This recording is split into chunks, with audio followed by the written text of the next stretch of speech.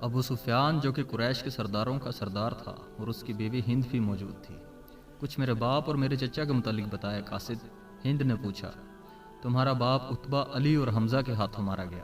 قاصد نے کہا، اور تمہارا چچا شیبہ کو اکیلے حمزہ نے قتل کیا ہے، اور تمہارا بیٹا حنظلہ علی کے ہاتھوں مارا گیا ہے۔ ابو سفیان کی بیوی ہند نے پہلے تو علی اور حمزہ کو بلند آواز سے برا بھلا کہا، پھر بولی، اللہ کی قسم، میں اپنے باپ اور اپنے چچا اور اپنے بیٹے کے خون کا بدلہ لوں گی۔ ابو سفیان پر خاموشی طاری تھی۔ خالد کا خون کھول رہا تھا۔ قریش کے 70 آدمی مارے گئے تھے، اور جو جنگی قیدی ہوئے تھے ان کی تعداد بھی اتنی ہی تھی۔ خالد اٹھا، دڑی جھاڑی اور لپیٹی، اور گھوڑے کی زین کے ساتھ باندھ کر سوار ہوا اور مدینہ کی سمت چل پڑا۔ اس نے ذہن کو یادوں سے خالی کر دینا چاہا، لیکن اس کا ذہن مدینہ پہنچ جاتا، جہاں رسول اللہ صلی اللہ علیہ وآلہ وسلم تھے، اور جو تبلیغ اسلام کا مرکز بن گیا تھا۔ آپ صلی اللہ علیہ وآلہ وسلم کے خیال آتے ہی اس کا ذہن پیچھے چلا جاتا، اور اسے وہ منظر دکھائی دیتا جس کے خالق حضور صلی اللہ علیہ وآلہ وسلم تھے۔ اس کے ذہن میں ہند کے الفاظ یاد آئے جو اس نے اپنے خاوند ابو سفیان سے کہے تھے، میں اپنے باپ اور چچا کو بھول سکتی ہوں۔ ہند نے کہا تھا، کیا میں اپنے لخت جگر حنظلہ کو بھی بھول جاؤں؟ ماں اپنے بیٹے کو کیسے بھول سکتی ہے؟ اللہ کی قسم، میں محمد کو اپنے بیٹے کا خون معاف نہیں کروں گی۔ یہ لڑائی محمد نے کرائی ہے، میں حمزہ اور علی کو نہیں بخشوں گی۔ وہ میرے باپ، میرے چچا اور میرے بیٹے کے قاتل ہیں۔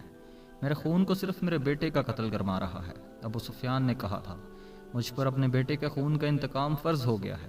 میں سب سے پہلے یہ کام کروں گا کہ محمد کے خلاف زبردست فوج تیار کر کے اسے آئندہ لڑنے کے قابل نہیں چھوڑوں گا۔ مشہور مورخ و وقع نگار واقدی لکھتا ہے کہ اگلے ہی روز ابو سفیان نے تمام سرداروں کو بلایا۔ ان میں زیادہ تعداد ان سرداروں کی تھی جو کسی نہ کسی وجہ سے جنگ بدر میں شریک نہیں ہو سکے تھے، اور ان میں سے ہر ایک کا کوئی نہ کوئی عزیز اس جنگ میں مارا گیا تھا۔ سب انتقام کا ارادہ لے کر اکٹھے ہوئے۔ کیا مجھے زیادہ باتیں کرنے کی ضرورت ہے؟ ابو سفیان نے کہا، میرا اپنا جوان بیٹا مارا گیا ہے، اگر میں انتقام نہیں لیتا تو مجھے جینے کا کوئی حق نہیں۔ سب ایک ہی بار بولنے لگے۔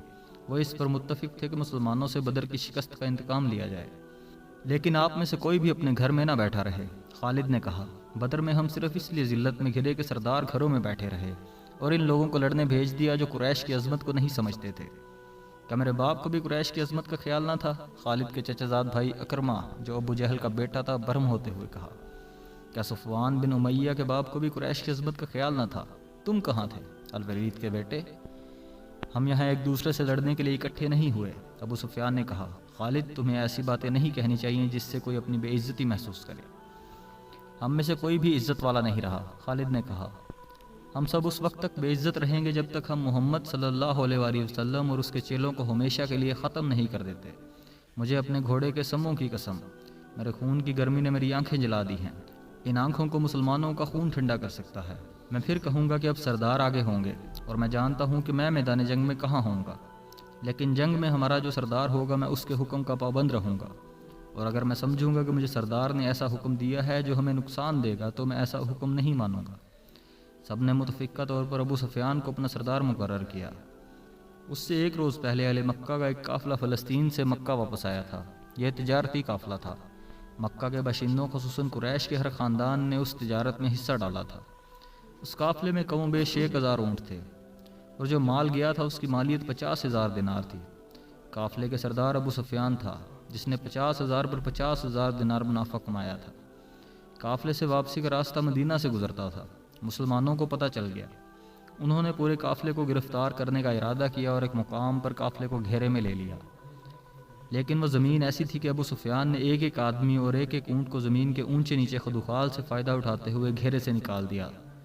خالد کا گھوڑا خرامہ خرامہ مدینہ کی طرف چلا جا رہا تھا، مگر خالد کا ذہن پیچھے کو سفر کر رہا تھا۔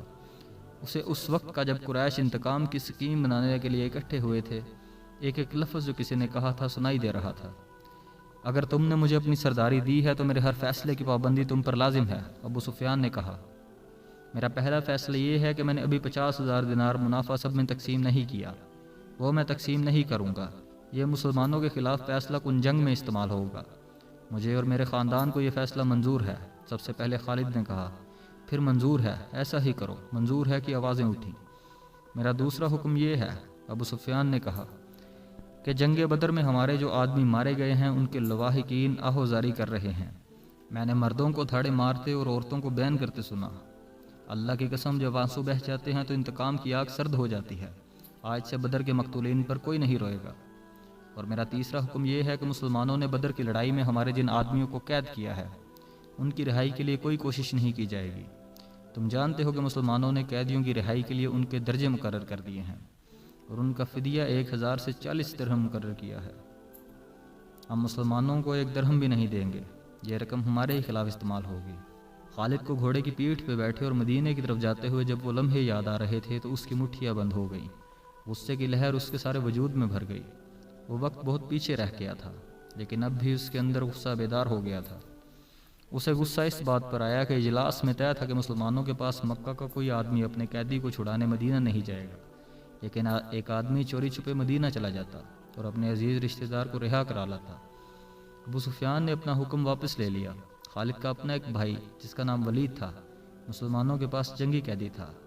اگر اس وقت تک قریش اپنے بہت سے قیدی رہا نہ کرا لائے ہوتے تو خالد اپنے بھائی کی رہائی کے لیے کبھی نہ جاتا۔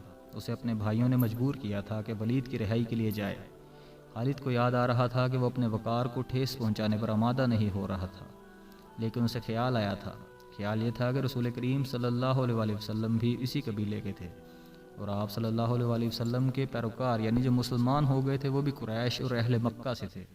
وہ آسمان سے تو نہیں اترے تھے، وہ اتنے جری اور دلیر تو نہیں تھے کہ 313 کی تعداد میں 1000 کو شکست دے سکتے۔ اب ان میں کیسی قوت آ گئی ہے کہ وہ ہمیں نیچے دکھا کر ہمارے آدمیوں کی قیمتیں مقرر کر رہے ہیں۔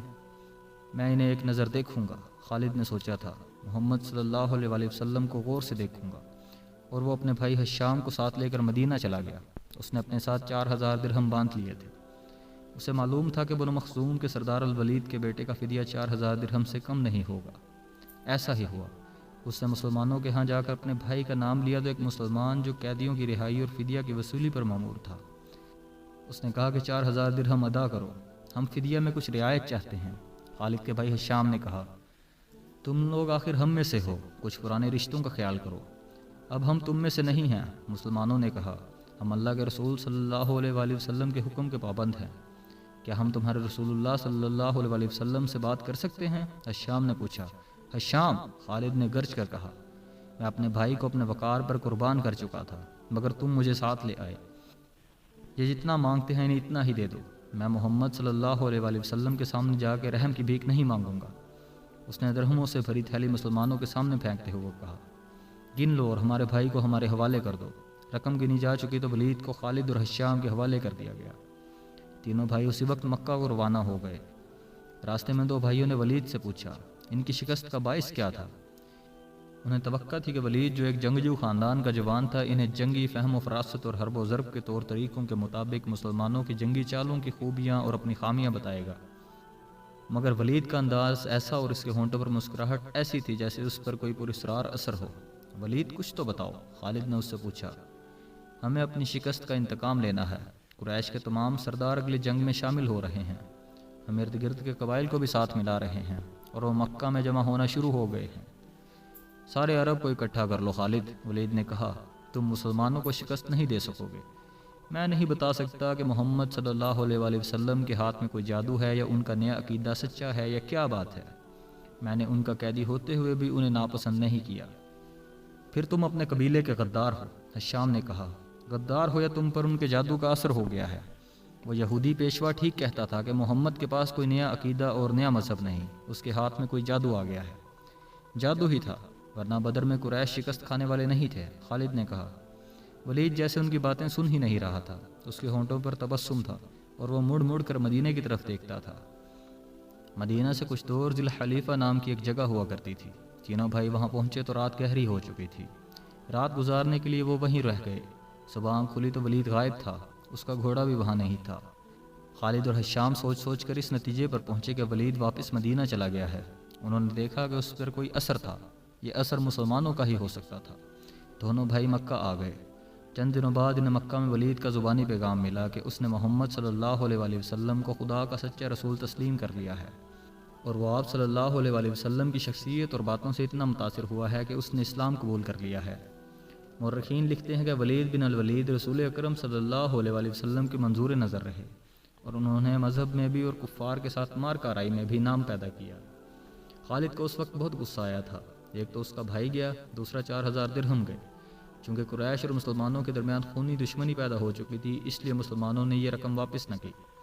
رقم واپس نہ کرنے کی دوسری وجہ یہ تھی کہ ولید نے رسول کریم صلی اللہ علیہ وآلہ وسلم کو بتا دیا تھا کہ قریش مسلمانوں کے خلاف فیصلہ کن جنگ کی تیاری کر رہے ہیں، اور اس کے لیے بے انداز درہم و دینار اکٹھے کیے جا چکے ہیں۔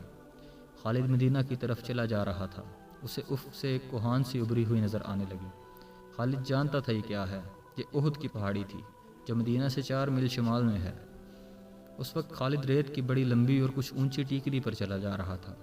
احد احد! خالد کے ہونٹوں سے سرگوشی نکلی اور اسے اپنی للکار سنائی دینے لگی، میں ابو سلیمان ہوں، میں ابو سلیمان